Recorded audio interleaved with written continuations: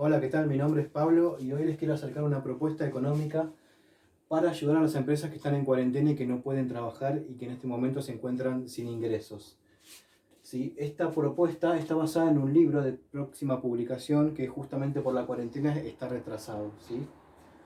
Eh, en esto tenemos cuatro actores fundamentales. Por un lado el Estado, por otro las empresas denominadas esenciales, que como por ejemplo puse supermercados, internet, farmacias, aseguradoras, etcétera.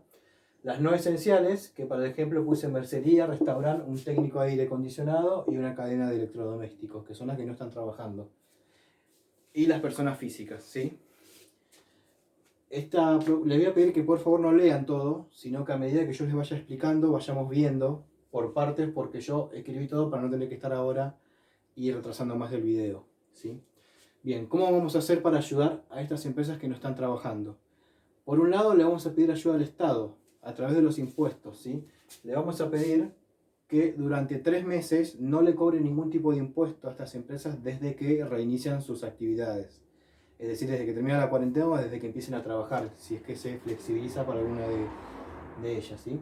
3 meses y después empiezan a pagar de vuelta.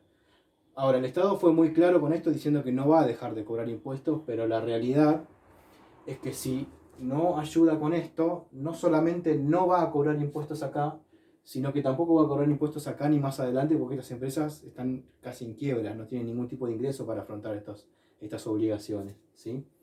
Bien, la segunda parte de la propuesta es más controversial y tiene mucho que ver con el libro, y se trata de que aquellas empresas que sí están trabajando o que están bien, digamos, ayuden a las que no. ¿Cómo la van a ayudar? A través de préstamos de dinero. Por ejemplo, una empresa aseguradora le puede prestar 400.000 pesos a un restaurante. Esa plata que se presta va a ser principalmente para capital de trabajo, sueldos y alquileres, como por ejemplo. O quizás una persona física que tiene algunos ahorros le puede prestar 100.000 pesos a una mercería. Ahora luego vamos a ver cómo hacen para recuperar la plata, ¿sí? Le presta 100.000 pesos a una mercería. Supongamos que dicha mercería tiene una dueña, tiene 2 empleadas y paga alquiler, ¿sí? Solamente por abril, supongamos que tiene que pagar 60 de sueldos, 20 de alquiler y 20 necesita de capital de trabajo. Entonces, esta persona física que le va a prestar los 100.000 hace un pago directo, que significa que no le va a dar los 100.000 pesos a la dueña de la mercería, porque no sabemos con qué clase de gente nos podemos encontrar. Quizás termina usando la plata para otra cosa o para deudas personales. Es decir, le va a pagar directamente el sueldo a los empleados desde su cuenta y le va a pagar al dueño del local los 20.000 pesos y sí le va a dar 20.000 a la dueña de la mercería para que haga las compras y que después las rinda, una reducción de gastos con factura como corresponde, ¿sí? Y así hay muchos ejemplos, no sé, le dijimos la aseguradora con el restaurante, una empresa proveedora de internet puede ayudar a una cadena de electrodomésticos y demás. Básicamente así es como vamos a hacer para que empiecen a trabajar nuevamente las empresas. Bien, ahora, ¿cómo va a ser esta gente que va a ayudar para recuperar su plata? ¿Sí? Hemos elaborado 5 propuestas, ¿sí? La primera es que cada uno de los que recibió ayuda le devuelva directamente a la persona o a la empresa que aportó, ¿sí? Por ejemplo, la mercería le va a devolver los 100.000 pesos de capital a la persona física más intereses. Esos intereses yo puse como tasa de referencia 24% porque es lo que negoció el Estado con los bancos. Es decir, en vez de pagarle interés al banco, se lo vas a pagar a una persona física, ¿sí? Esa es la idea, que también tengan reciban plata por ese lado. Y así en todos los casos. En el segundo caso es que el que ayuda recibe un bono del Estado por el capital a un año más los intereses que te da un plazo fijo del mercado actual, ¿sí? Un promedio de tasa de que te da un mercado actual te los dé el Estado como garantía, ¿sí? Y el que te va a devolver la plata dentro de un año es el Estado, pero cada uno de ellos le va a tener que devolver en vez de a vos al Estado, ¿sí? Esa es la idea. Como que para que tengas una garantía de que vas a recibir de vuelta la plata. El tercer caso es flexibilidad impositiva. ¿Qué significa? Así como acá dejó de cobrar impuestos, lo que va a hacer en este caso es que la plata que estas empresas presten se la tomen como impuestos futuros. Por ejemplo, si esta aseguradora tiene que pagar en julio de este año, no sé, 200.000 pesos de IVA, en vez de pagarlo, se lo va a descontar de los 400, ¿sí? Entonces, este restaurante, en vez de devolverle 400, le va a tener que devolver 200 y los otros 200 al Estado. Pero lo más importante es que siempre la aseguradora va a cobrar intereses por 400.000. No importa cómo recupere el capital, los intereses los va a cobrar siempre. Eso por otra parte. Eso es flexibilidad impositiva. Tomar el monto prestado como impuestos futuros y después te devuelven solamente la parte que falta, pero los intereses siempre sobre el total del capital. Punto 4. Interacciones entre privados. Esto necesito que prestes mucha atención porque es un poco más complejo, ¿sí? Supongamos que esta persona física que le prestó 100.000 pesos a esta mercería quizás necesita algo de mercadería de ahí, entonces lo que hace va y toma, supongamos que sean 2.000, ¿sí? Es un ejemplo nomás, supongamos que necesita 2.000 de mercadería, va, lo toma, ¿sí? Y esos 2.000 la mercería se lo descuenta del capital a devolver, los intereses siempre sobre 100. Entonces, en vez de devolverle 100 de capital, le va a tener que devolver 98, ¿sí? Ahora supongamos que esta misma persona física quiere consumir algo de los demás participantes, ¿sí? Por ejemplo, quiere comer a este restaurante, aunque no lo haya ayudado directamente, como es parte del proceso, parte de la cooperación, tiene derecho a consumir de todos los participantes, de cualquiera. Entonces, supongamos que va a este restaurante a cenar y se gasta 3.000 pesos, ¿sí? Por un lado, el restaurante de los 400 que debía, ahora va a deber 397, o sea, va a devolver una parte del capital con trabajo propio. Eso por un lado. Por el otro, ahí cerramos un poco con el restaurante, ¿sí? Por el otro, como esta persona ya se había descontado 2.000, ahora se va a descontar 3.000. Es decir, tiene que recibir de capital, de los 100 que había recibido prestado, va a recibir 95 nomás, porque ya usó 5, ¿sí? ¿Se entiende? Pero, ¿qué pasa? Esta empresa que prestó los 400 todavía tiene que recibir los 400 de capital. Entonces, el restaurante le va a devolver 397 y los otros 3.000 se lo va a devolver la mercería. ¿Por qué? Porque la mercería sigue debiendo 98.000. Pero estos 98 se desglosan en 95 para la persona física y 3.000 para el restaurante. No hace falta que vaya a hacerle una transferencia directa o un pago directo, porque si no va a ser muy, muy inquilombado todo. Tenemos que buscar algún mecanismo, un fondo, alguien que se encargue de recibir esa plata y transferirla a quien corresponda. Si no, es demasiado complejo todo. Bien.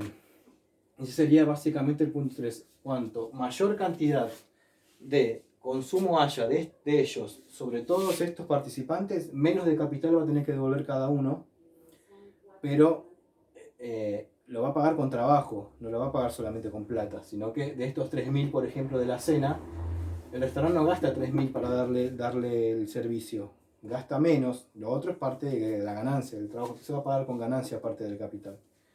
Creo que es una forma de aliviar, digamos, el monto total a pagar, pero los intereses siempre sobre los 400. Ahora, ¿por qué? Me vas a decir, ¿por qué estas empresas tienen que ayudar a estas? ¿Sí? ¿Por qué?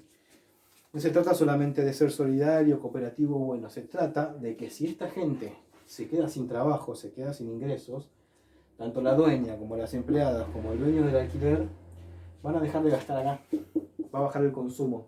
Van a empezar a bajar servicios, van a empezar a bajar los seguros, van a dejar de consumir en los supermercados, porque justamente no tienen ingresos. Por eso es que los tenemos que ayudar, ¿sí? Bien, vamos al punto 5. El punto 5, multas por violar la cuarentena. Se está viendo mucho en las noticias que hay multas, hay gente que tiene procesos judiciales. Creo que en San Juan o en Mendoza dijeron que les iban a dar prisión en suspenso de 8 meses o algo así. Prisión en suspenso significa que no vaya a la cárcel. En realidad no nos conviene que vaya a la cárcel porque está tan saturado el servicio penitenciario que lo que mejor podemos hacer es cobrarles multas. Ya que no se cuidan ni siquiera ellos mismos, digamos, sigamos cobrando multas. Entonces estas multas, podemos hacer 3 cosas con esa masa global de multas. La primera, como prioridad, que el monto de la multa vaya directamente al aportante. Es una forma de asegurarle a ellos de que van a recuperar el capital, ¿sí? Por ejemplo, una persona que le hacen 50.000 pesos de multa, esa multa en vez de que recibirla al Estado la va a recibir él. Y el restaurante le va a tener que devolver, o la mercería digo, le va a tener que devolver 50 a él y 50 al Estado, ¿sí? pero los intereses siguen sobre a la persona física. El punto 2. Monto de ayuda a los informales. Hay muchas actividades informales y lo que podemos hacer es tomar el monto global de las multas y dar la ayuda a aquellas personas que están trabajando informalmente. Por ejemplo, no sé, un gasista que trabaja en negro, le damos ayuda, la misma ayuda que acá, para que trabaje, para que empiece a trabajar, pero a cambio le vamos a pedir blanqueo. ¿Sí? A los informales que hagan un blanqueo y que estos impuestos vayan directamente al Estado, para que el Estado pueda empezar a recibir impuestos de esta actividad informal. El punto 3 de las multas son las tareas comunitarias. Por ejemplo, podemos agarrar a las personas como que le hagan hacer tareas comunitarias para que trabajen para el Estado, para que trabajen para los esenciales o para los no esenciales. Es decir, por ejemplo, le podemos hacer a una persona que vaya a cumplir horas, no sé, a una peluquería que esté en la puerta, que vigile que la gente entre con barbijo, que pase, que haga limpieza y todo. Un montón de cosas se pueden hacer. Es una forma de castigo para esas personas que violan la cuarentena, mandarlos a cada uno de estos lugares a que ayuden. Bien, lo más importante de esta propuesta es que esto se haría con plata que ya está en circulación, ¿sí? Así dejamos de emitir dinero y no tenemos que enfrentarnos a las consecuencias de ellos más adelante, ¿sí? Todo es con plata que ya existe. No estamos pidiendo al Estado que fabrique plata para distribuirla, porque la plata la tienen ellos, ¿sí? Y la plata que van a dejar de pagar es el Estado que está dejando de cobrar, ¿sí? Para esta ayuda, lo que nosotros decimos es que seguramente, quizás en alguna de estas empresas haya cierto componente de trabajo en negro, ¿sí? Entonces, le vamos a pedir un blanqueo a esta gente, ¿sí? A los que solicitan ayuda, que hagan un blanqueo de toda su actividad, que dejen de hacer compras en negro, que dejen de tener gente en negro, para que el Estado pueda cobrar más impuestos y empezar a recuperar un poco lo que está perdiendo acá. Bien, en eso se basa la propuesta. Espero que les haya gustado, espero que lo hayan entendido. Si no, me pueden escribir, me consultas todo lo que quieran. Y bueno, seguiremos haciendo algunos videos más adelante con más propuestas. Gracias.